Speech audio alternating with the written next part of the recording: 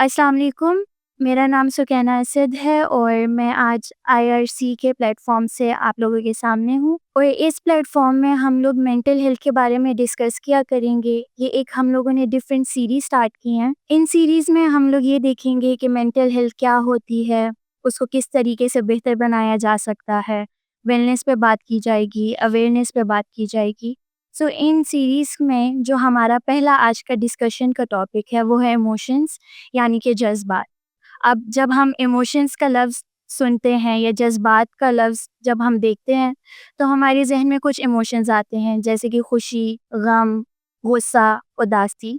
लेकिन आज के हम सेशन में इसको इन डेप्थ देखेंगे कि किस तरह हमारे इमोशंस हमारी ज़िंदगी को मुतासिर करते हैं और अपनी ज़िंदगी को किस तरीके से बेहतर बना सकते हैं। इसीलिए आज हमारे साथ हैं डॉक्टर मोहम्मद सगीर। इनसे हम लोग डिस्कस करते हैं डेप्थ में कि हमें बताएं कि जज़्बात क्या होते हैं, किस तरह इनको मैनेज किया जाए। अस्सलाम वालेकुम सर, वालेकुम अस्सलाम। कैसे हैं आप सर? जी, अल्हम्दुलिल्लाह। जब ये हम इमोशंस देखते हैं तो कोई स्पेसिफिक इमोशंस होते हैं, वही हमारे ज़हन में आते हैं। लेकिन आप हमें बताएं कि जज़्बात होते क्या हैं और हम लोग किस तरह इनको पहचान सकते हैं? बेसिकली इमोशंस जो हैं वो डिफरेंट टाइप्स के हैं, जैसे आपने डिस्कस किया कि गम है, खुशी है, खौफ है, एंगर है, ये डिफरेंट इमोशंस हैं। और इन इमोशंस का हमारी ज़िंदगी में एक ख़ास अहमियत है, एक अहम किरदार है। और हमारी जितनी भी ज़िंदगी है, उसमें हमारी जो साइकोलॉजिकल हेल्थ है, इसके लिए जो इमोशंस हैं, ये बेस प्रोवाइड कर रहे होते हैं।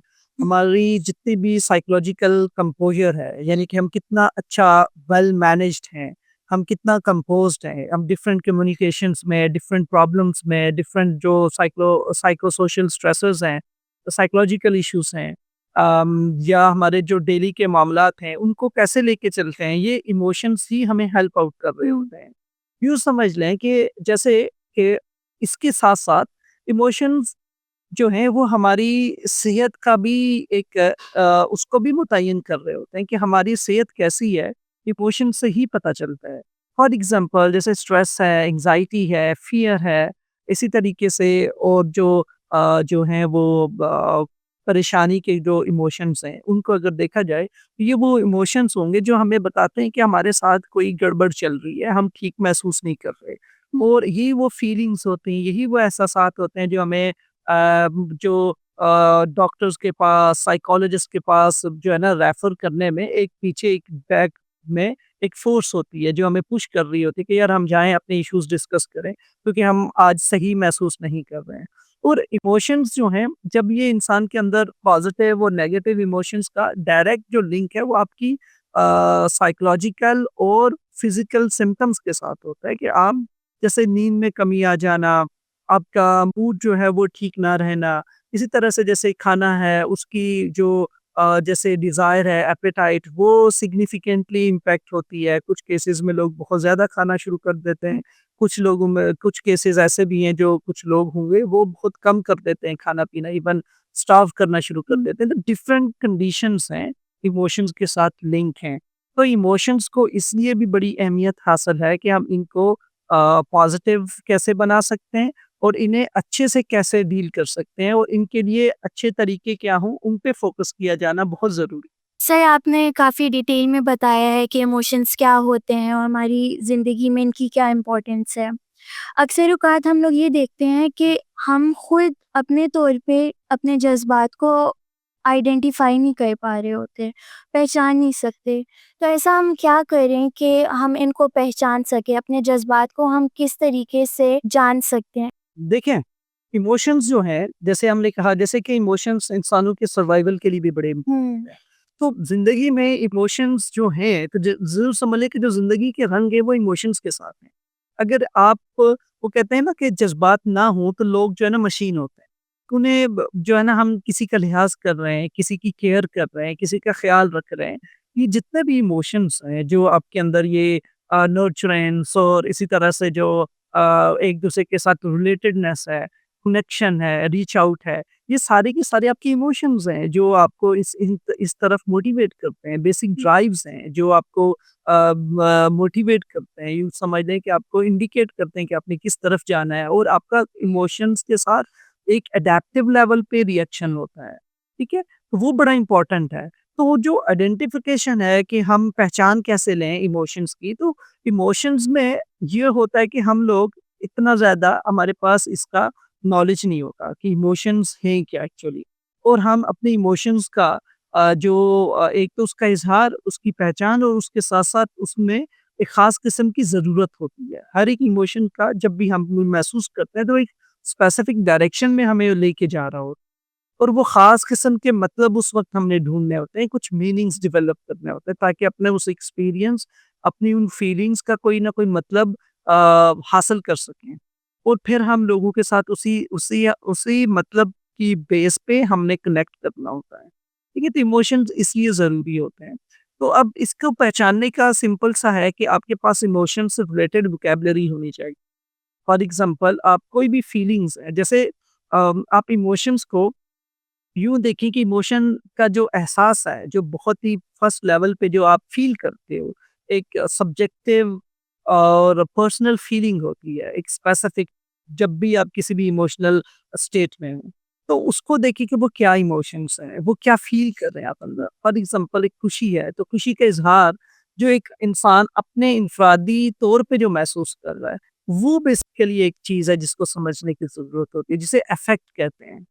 तो इफेक्टिविटी क्या है उसको फोकस करें। मतलब ये क्या फ़ील हो रहे हैं और हर एक इमोशंस में उसके साथ लिंक्ड फिज़ियोलॉजिकल चेंजेस होंगी। जिस्मानी तौर पे कुछ आप अपने अंदर तब्दीलियाँ महसूस करेंगे। तो उनको भी एक्नॉलेज करने की ज़रूरत है, उनको भी फ़ील करने की ज़रूरत है, उनको भी समझने की ज़रूरत है।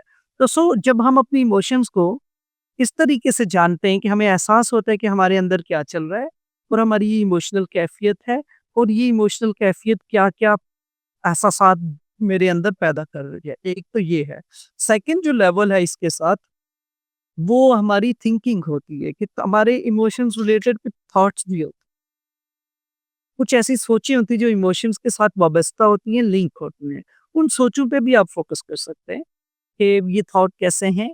क्या सोच आ रही है? क्या सोच आपकी, क्योंकि जो सोचें होती हैं ये एक कड़ी होती है। यूँ समझ लें छोटे-छोटे जो है ना वो चेन होते हैं, जो लिंक हो रहे होते हैं और इमोशंस को थॉट्स मैनेज करने में भी हेल्प करते हैं। यूँ समझ लें कि थॉट्स मॉडरेट कर रहे हो इमोशंस को, उनकी सेवेरिटी को, उसकी इंटेंसिटी।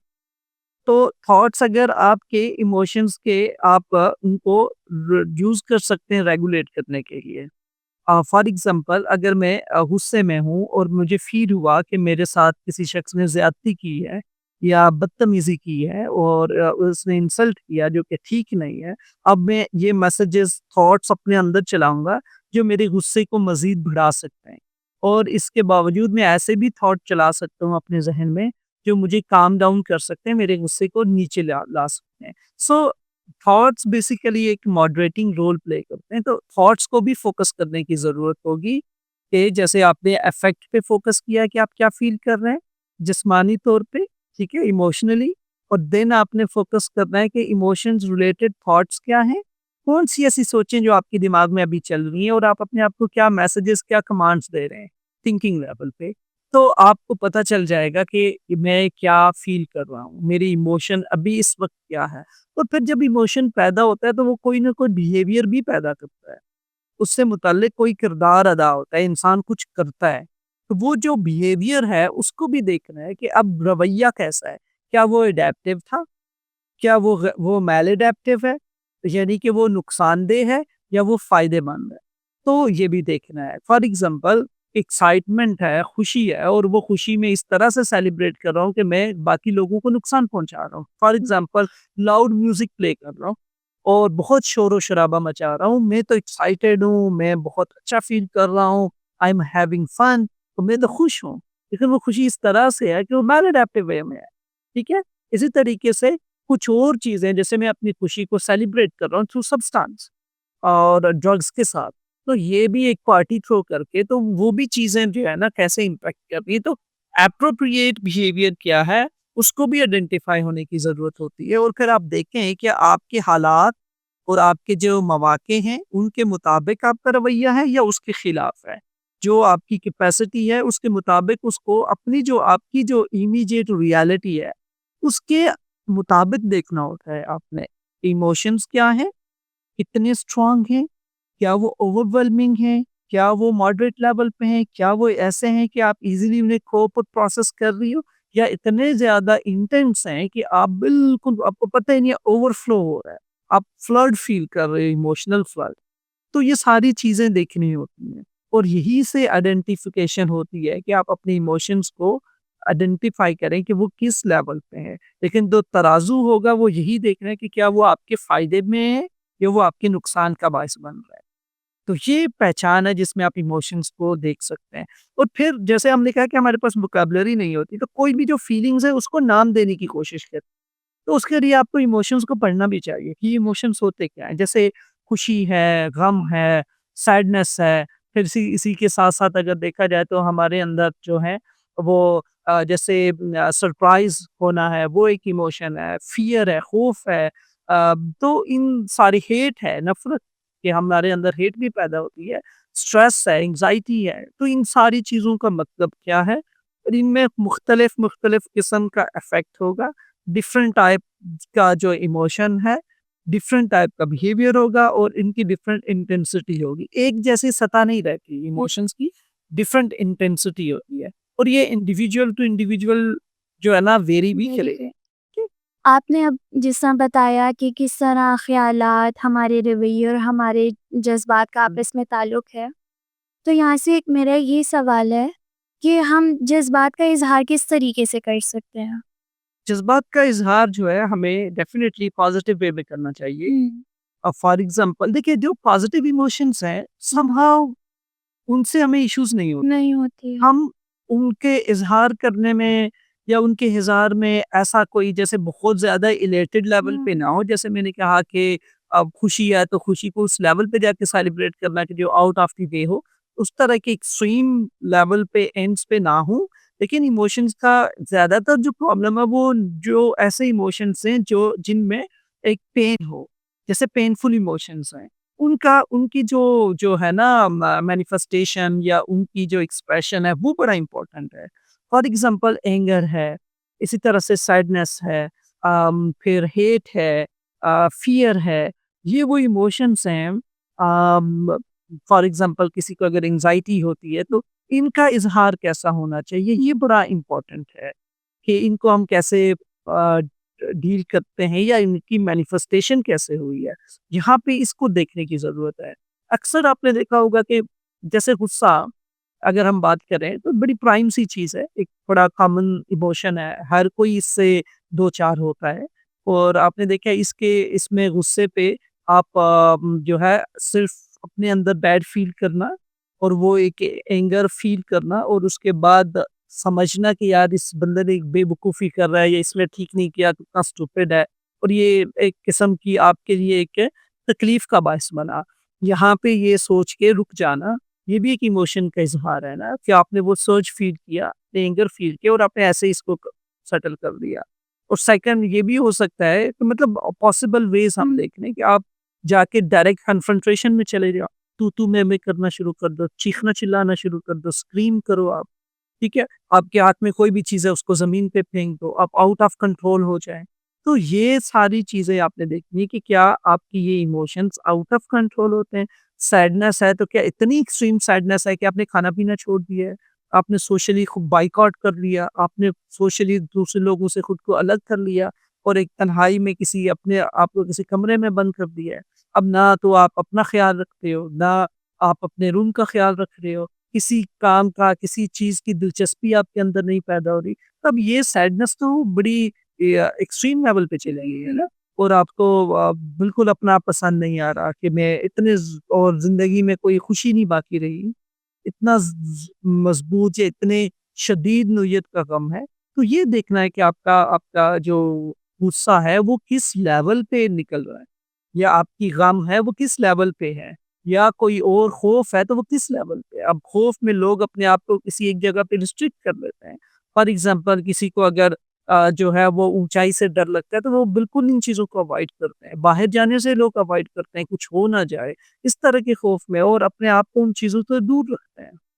तो ये वो सारे मैलएडेप्टिव वेज़ हैं, जो ठीक नहीं है, जो आपको आपकी ज़िंदगी में लिमिटेड रखते हों, कम कर रहे हों।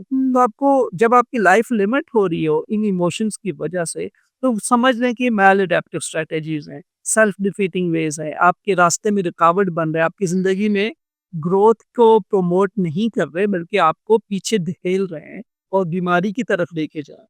अब हमने देख लिया है कि जज़्बात हैं, जो हमारे इमोशंस हैं, उनको आइडेंटिफ़ाई किस तरह करना है। इसके अलावा फिर एडेप्टिव और मेल एडेप्टिव वेज़ कौन-कौन से हैं, और फिर ये चीज़ आती है कि हम इनको अब मैनेज किस तरह करें, किस तरीके से हम एडेप्टिव वेज़ ही हैं, उनको अप्लाई करें अपनी ज़िंदगी में, और जो मेल एडेप्टिव वेज़ हैं, उनसे हम लोग किस तरीके से खुद को बचा सकते हैं। हाँ, इसमें पहला तरीका ये है कि कुछ लोग मैलएडेप्टिव डिफरेंट वेज़ होते हैं, कुछ लोग अवॉइड कर रहे होते हैं, कुछ लोग सिरे से महसूस नहीं करते, इमोशंस को आने ही नहीं देते, अपने अंदर रिप्रेस कर देते हैं और किसी ऐसी एक्टिविटी में एंगेज हो जाते हैं जो कि एक डाइवर्जन काज़ कर रहा होता है, वो डाइवर्ट कर लेते हैं खुद को। अ, जैसे म्यूज़िक में चले गए किसी और फैंटेसी है उसमें वो अपने आप को एंगेज कर लेते हैं, लेकिन उस इमोशन को अपने अंदर फ़ील नहीं होने देते कि वो इमोशन उनको अफ़ेक्ट ना करे या वो उनके सामने ना आए। डिफ़रेंट तरीके हैं, कुछ लोग सब्सटेंस यूज़ करते हैं, कुछ लोग सिगरेट पी लेते हैं और सिगरेट स्मोकिंग करते हैं। तो डिफ़रेंट तरीकों से हम कोप कर रहे होते हैं इमोशंस को, स्ट्रेस को, एंग्ज़ायटी को। अब देख जो पॉज़िटिव तरीका है वो सबसे पहले ये है कि जब आपने आइडेंटिफ़ाई कर दिया कि आपका पैटर्न और आपकी इमोशनल इंटेंसिटी ज़्यादा है, तो सबसे पहला जो तरीका है कि आपने उन इमोशंस को फ़ील करना है, फ़ेस करना है, ना कि अवॉइड करना है या उन्हें डाइवर्ट तो फ़ेस करना है, एक्सेप्ट करना है। सबसे पहले तो एक्सेप्ट करें कि इमोशंस आपके जिस्म का आपका अपना एक हिस्सा है और ये पॉज़िटिव है। ये बेसिकली आपको बता रहे हैं बार-बार कि आपकी कोई प्रॉब्लम है, उसको सॉल्व करो। प्रॉब्लम सॉल्व होगी, इमोशंस भी सेटल हो जाएँगे। बेसिकली कोई कॉन्फ्लिक्ट है जो कि आपके अंदर इस तरह के इमोशंस पैदा किए जा रहे हैं।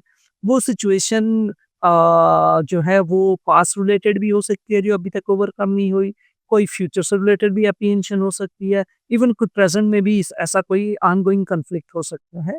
लेकिन उसके बारे में आपने मेबी डिसीज़न नहीं ले सके, उसके बारे में कोई सॉल्यूशन नहीं लिया आपको, कोई सॉल्यूशन नहीं मिला, तो आप बेसिकली उस कॉन्फ्लिक्ट में आप उस कन्फ्यूजन में अभी भी पड़े हुए हैं, जिसकी वजह से इमोशंस बार-बार आते हैं और आपको वो बेसिकली एक अलार्म सिस्टम है बॉडी का, जो आता है और आपको बताता है कि इस चीज़ को हैंडल करो, ये डील करो, इसको डील करो।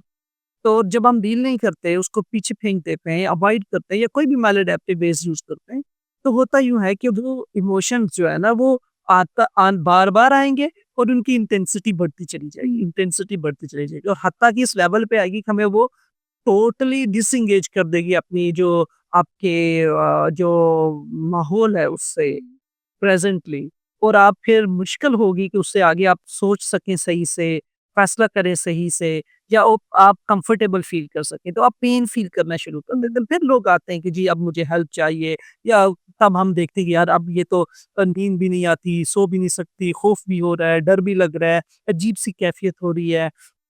और बार-बार ये इमोशनल जो एक आउटबर्स्ट है, बार-बार ये इमोशनल जो इंटेंसिटी है या इस कैफ़ियत में बार-बार मैं जाती हूँ। ये बार-बार का भी वो स्पेल आ रहा है, बार-बार स्पेल आ रहा है, तो कैसे किया जाए? कैसे डील किया जाए? फिर हम देखते हैं मैनेजमेंट। उससे पहले सम हाउ डाइवर्ट कर रहे हैं, कुछ ना कुछ कर रहे हैं या कोई ऐसे कोपिंग मैकेनिज़्म है, बाहर निकल जाना, घूम फिर के आ जाना, कहीं दोस्तों को कॉल मिला लेना या फैमिली से बात कर लेना, डाइवर्जन कर रहे हो। लेकिन उनको डील नहीं कर रहे होते। तो सबसे पहले एक्सेप्ट करो इन इमोशंस को, ओके? जब आप एक्सेप्ट करते हैं तो अपने फेस करना शुरू कर देते हैं। तो जब फेस करें तो सबसे पहले फीलिंग है कि आपने उसे पूरी तरह से अपने अंदर फ़ील करना है उन उन इमोशंस को। और बिल्कुल किसी काम जगह पे रिलैक्स पोज़ में बैठ के डीप ब्रीथिंग करते हुए, काम खुद को करते हुए उस इमोशन को फेस करें। इमोशंस वेव लाइक होते हैं। जैसे वेव्स होती है ना, अप्रोच करती हैं और फिर वापस पीछे चली जाती हैं। ऐसा नहीं है कि वेव आएगी और आपको साथ ले जाएगी। लेकिन वो ओवरवेलमिंग फ़ील ज़रूर होती है कि जैसे डरावनी होती हैं, खौफ़ज़दा कर देती हैं कि यार पता नहीं ये इतनी बड़ी पहाड़ जैसी लहर आई है, मैं इसमें ही ना चला जाऊँ, डूब ही ना जाऊँ। फिर वो आती है, आप देखें अगर आप साहिल पे खड़े हैं फॉर एग्ज़ाम्पल, अब देखें वो पानी आती है लहर आपके पाँव को छू के वापस चली जाती है। तो इट्स अ प्रोसेस। तो इमोशनल जो सर्ज है, इमोशनल वेव उसे फ़ील करो अपने अंदर और उसको जाने का वेट करो। थ्रू डीप ब्रीथिंग आप ये कर सकते हैं। तो जब आप फेस करना शुरू कर देते हो तो बेसिकली आप उसे माइंडफुली चैनलाइज़ करते हो, ना कि आप उसे अवॉइड करते हो। अब देखोगे कि वो जो इंटेंसिटी इतनी स्ट्रॉन्ग फ़ील हो रही थी, जो ओवरवेलमिंग थॉट्स आ रहे थे, वो समहाउ जो है ना वो ख़त्म होना शुरू हो जाते हैं। और वो जो पेन इतना स्ट्रॉन्ग फ़ील हो रहा था वो इनकैपेसिटेट नहीं कर रहा आपको। अब आपको लग रहा है कि वो मैनेजेबल है और आपके आपके इन कंट्रोल फ़ील करेंगे आप। ये जो फ़ीलिंग है ना इन कंट्रोल फ़ीलिंग, ये बेसिकली हमें नहीं लगती। हमें फ़ील हो रहा होता है कि ये इमोशन जो अभी स्पेल आया है ये क्रश कर देगा और मैं आउट ऑफ कंट्रोल हो जाऊँगा और मेरी पता नहीं क्या-क्या हालत हो जानी है। ये जो हम कैटास्ट्रॉफिक थिंकिंग कर रहे होते हैं ना अपने ज़हन में, सबसे बड़ा प्रॉब्लम यहाँ पे आता है। तो आप जब इसको काम करते हैं, रिलैक्स करते हैं और इसको एक दफ़ा अपनी बॉडी में आने देते हैं और देखते हैं कि ये कितनी देर में वापस निकलती है, तो ये बड़ी ब्रीफ इन नेचर होते हैं। आते हैं, अप्रोच करते हैं, फिर चले जाते हैं, दैट्स इट। और आप डीप ब्रीथिंग के साथ-साथ इनको ऐसे फ़ील करें, आने दें, इन्हें अवॉइड ना करें और फिर जाने दो और डीप ब्रीथ साथ-साथ करते रहें। अब देखिए कि आपके अंदर वो रेज़िस्टेंस और जो इनको एक्सेप्टेंस है या वो टॉलरेंस इनकी डेवलप होगी, आप टॉलरेट करना शुरू कर देंगे उन फीलिंग्स को जो कि आपके लिए अनप्लेज़ेंट है, एक। फिर उसके साथ-साथ आप अपने थॉट्स को आइडेंटिफ़ाई करें कि इससे रिलेटेड ऐसी सोचें तो नहीं है, जो कि उस इमोशनल जो एक डेंसिटी है उसको कंट्रीब्यूट कर रहे हैं। इमोशंस को मज़ीद उसकी शिद्दत दे रही हैं। ऐसी सोचें तो नहीं है इसके पीछे जैसे कि आप और ज़्यादा अपने आप को नेगेटिव थिंकिंग दे रही हैं और ज़्यादा ऐसे डरावने थॉट्स दे रहे हैं कि कुछ भी नहीं होगा, बस बर्बाद हो गया हूँ, कुछ भी नहीं हो सकता। इस तरह की कोई और भी नेगेटिव थिंकिंग है, उसको ज़रूर आइडेंटिफाई करें और फिर उस नेगेटिव थिंकिंग को पॉज़िटिव कन्वर्ट करें और उसको देखिए कि वो कितनी इर्रेशनल थिंकिंग आपने रखी हुई है, ऐसा कुछ नहीं है। हकीकत उसके बरक्स है, आप काफ़ी कैपेबल हो, अभी तक अगर आप ज़िंदगी में सर्वाइव किया है, तो आपके अंदर वो पोटेंशियल है, आप आगे भी सर्वाइव कर सकते हो, प्रॉब्लम सॉल्व कर सकते हो, चीज़ें बेहतर हो सकती हैं और एडैप्टिव वे में सोचना शुरू कर देते हैं। और फिर आप अपनी ज़िंदगी अपना जो बिहेवियर है, उसको एनालाइज़ करें कि वो क्या है? आप क्या करते हो उस वक़्त? तो उसको ख़त्म करके उसकी जगह पॉज़िटिव चीज़ करनी चाहिए, जैसे कि डीप ब्रीथ किया, रिलैक्स किया और उस इमोशंस के बारे में जाना, सीखा और न्यू मीनिंग्स देखे कि इसका मतलब क्या है? नीड क्या है? क्यों ऐसा मैं इमोशन फ़ील कर रहा हूँ? क्यों ऐसी फीलिंग्स आ रही है मेरे अंदर? तो ये जो क्वेश्चन्स हैं उनको देखना चाहिए, तो डेफ़िनिटली आप अपने अंदर रिलीफ़ फ़ील करेंगे, अच्छा फ़ील करेंगे। और अगर आपको ज़रूरत है कि आपको ऐसा लगता है कि यार नहीं मैं अकेले ये प्रोसेस नहीं कर सकती या नहीं कर सकता, तो देन डेफ़िनिटली आपको प्रोफ़ेशनल हेल्प की ज़रूरत होगी। आप किसी साइकोलॉजिस्ट के साथ मिल सकते हैं, बैठ के डिस्कस करें, इमोशन पे अवेयरनेस डेवलप करें, उसका पॉज़िटिव एक्सप्रेशन वो देखें और फिर ये सारी एक्सरसाइज़ वहाँ पे कर सकते हैं और फिर आप देख सकते हैं कि आप दोनों साइकोलॉजिस्ट के साथ डिस्कस करते हुए न्यू मीनिंग्स और नीड्स कैसे आइडेंटिफ़ाई कर सकते हैं। तो ये एक प्रोसेस है। हमने ये देख लिया है कि इमोशनल मैनेजमेंट किस तरह ज़रूरी है और इसमें प्रोफेशनल हेल्प ले लेनी चाहिए क्योंकि ये नेचुरल सी चीज़ है और अगर हम लोग इसको अच्छे तरीके से मैनेज कर सकते हैं और करना सीख जाएं क्योंकि इससे हमारी अपनी ज़िंदगी आसान हो जाती है, हमारे रिश्ते बेहतर हो जाते हैं और ये ज़िंदगी गुजारना हमारे लिए मज़ीद बेहतर हो जाता है। तो अब नेक्स्ट सेशन में हम लोग एक नया डिस्कशन का टॉपिक लेकर आएँगे। Thank you so much.